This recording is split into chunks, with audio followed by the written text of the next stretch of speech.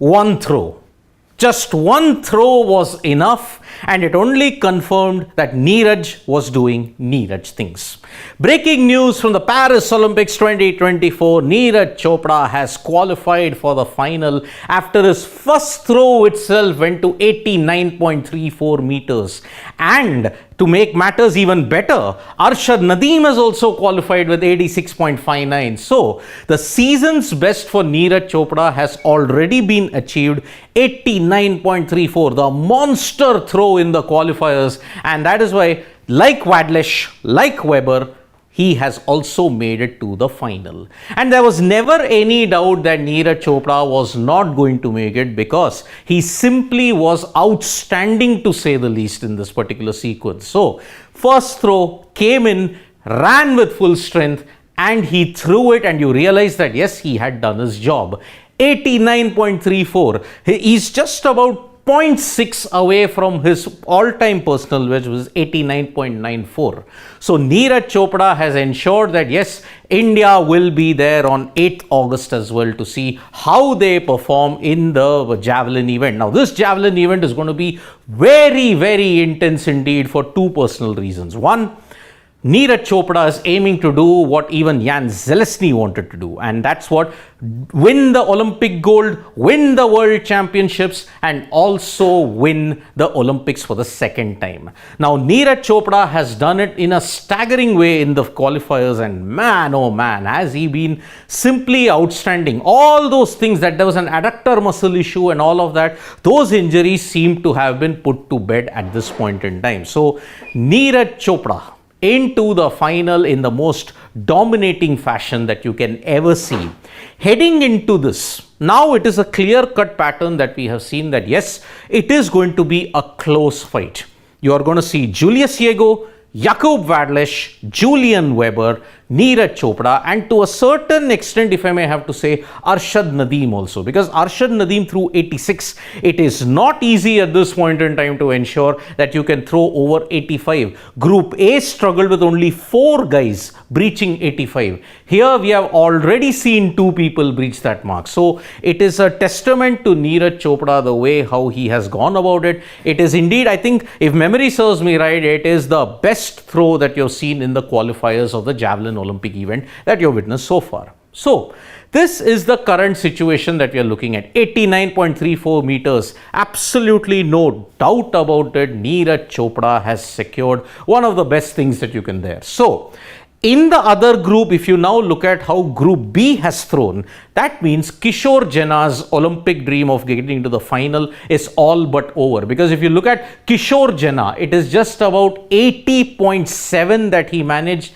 It is looking to be very difficult at this point in time for him to get through. So fantastic achievement by Neeraj. At least we have one Indian in the top flight at this point. 80.73, 9th finish there. The format is 85 secures automatic qualification. If 85 can't be reached, then javelin throwers who had 84, that will be the next. Whoever does well at that point, 84, 83, depending upon the distance, they will qualify for the finals. But it looks like there is a huge gap. 4 guys are creating a huge gap between the other 8 that are going to qualify for the final. So it all depends upon how you manage to get there. So Neeraj Chopra in prime form with 89.34, Jakub Wadlish with 85.63, Julian Weber with 87, Julius Yego also did it. So that's why these 4 guys, along with Arshad Nadeem, 5 athletes out of the 12 versus the remainder of the 7 who will just be there at this point. So on 8th of August, you will see Neeraj Chopra in action. Paris time will be close to 10:30.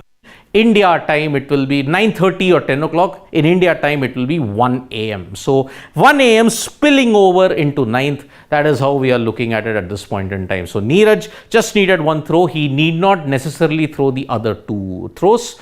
If he wants to, just to get into warm-ups and to get the other things, you are ensuring that Neeraj Chopra at least is getting a medal at this point.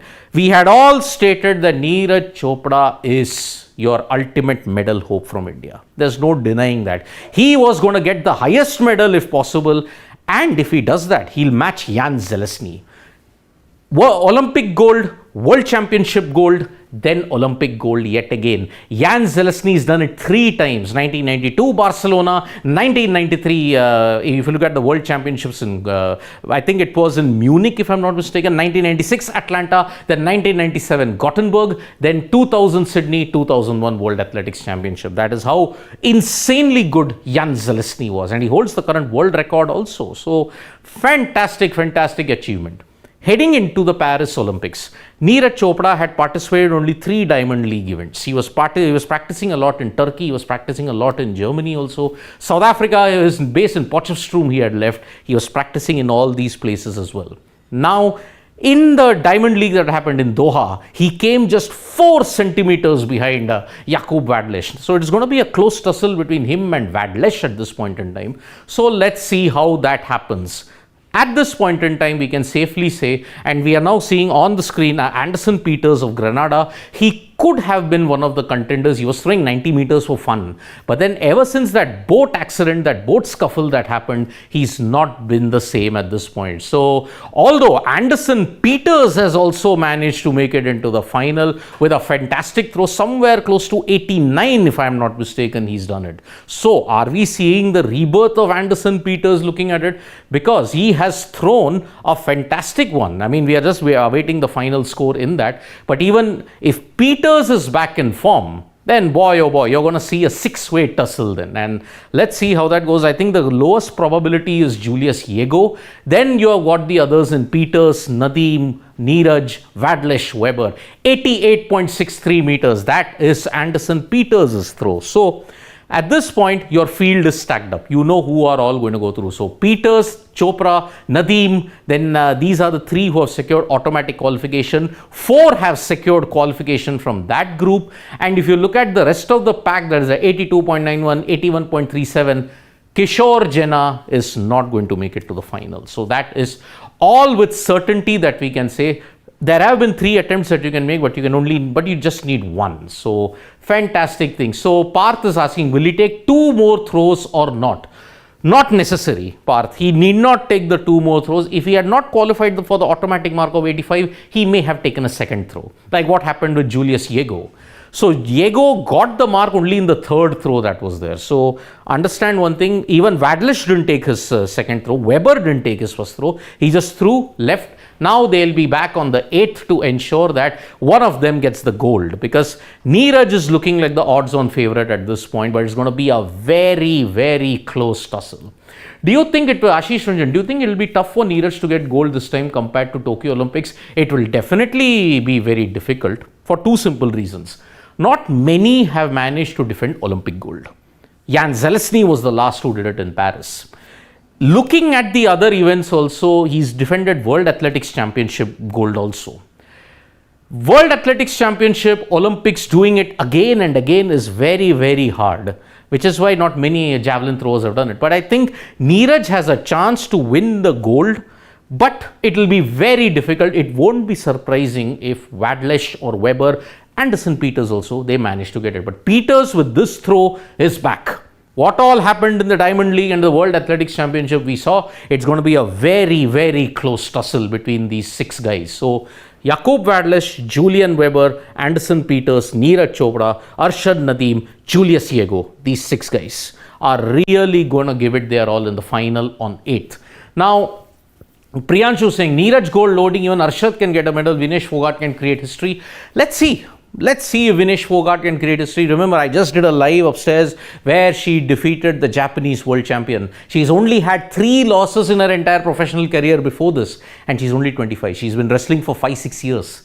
That is the level of dominance that you have looked at. And Vinesh today, in a spectacular tactical masterstroke, she managed to beat her. So that is why it is a fantastic achievement. You have started the day on the ultimate highs of high by beating Neeraj Chopra, getting the automatic final qualification with 89.34, the best amongst the lot. Vinesh Fogart, her semi-final is going to be at 4:20 p.m. IST. There was disappointment though with the men's TT team crashing out 3-0 to China, but that was expected anyway. So Yep, it is Bharat Gopalakrishnan looks bleak for Kishore Jana. I think Jana's out. I don't think with all the throws that is coming in, he has a remote chance of even qualifying at this point in time. So Vinesh is in the quarterfinals, Neeraj is in the final, but it will be a double whammy for the Japanese world champion in wrestling. If Vinesh somehow crashes out in the quarterfinal or before the final, then she is also out. It is her earliest exit ever in any world championships that you look at it. So great effort from Neeraj Chopra and Vinesh Fogart, two stalwarts, and we hope that continuing on from 7th and 8th, these are all golden days for Indian sport. They desperately need one after what has happened in the last 10 days. Just 3 medals. Hopefully there is an addition of 2 or 3 at this point. Thank you so much, folks, for joining us for this video. Subscribe to Sports Today for all the latest news and analysis, and don't forget to tap that bell icon so you know when we go live. Bye-bye.